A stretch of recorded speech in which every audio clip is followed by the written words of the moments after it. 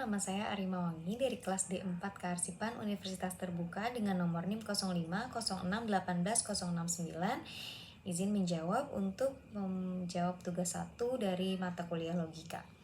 Pertanyaan pertama, term pada hakikatnya terbagi menjadi banyak jenis. Sebut dan jelaskan 3 dari macam term, sertakan juga contohnya.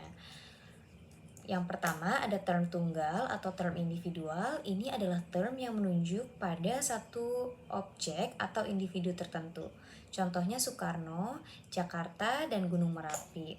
Kenapa saya memilih 3 kalimat di atas? Dikarenakan term T ini menyebut satu hal yang spesifik yang bisa dikenali secara langsung. Yang kedua ada term umum atau bisa disebut term kategori atau universal.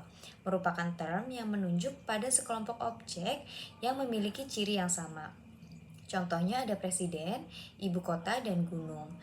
Saya memilih 3 kalimat tersebut karena digunakan untuk menyebut kelas atau jenis, bukan sesuatu yang spesifik.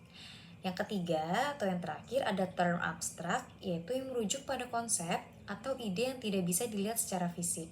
Contohnya ada keberanian, keadilan, dan juga kebebasan. Karena ini adalah ide-ide yang hanya bisa dipahami oleh pikiran, bukan lewat indera. Lalu pertanyaan kedua, ada jelaskan dan berikan contoh bentuk sesat pikir atau logical fallacy, dan bagaimana agar terhindar dari logical fallacy.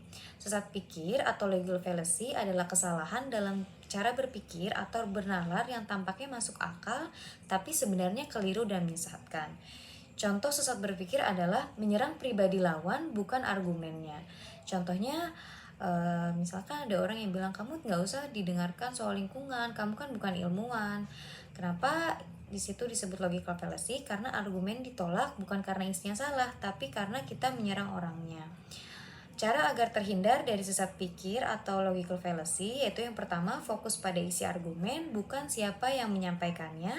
Yang kedua, gunakan penilaian yang logis dan berdasarkan bukti.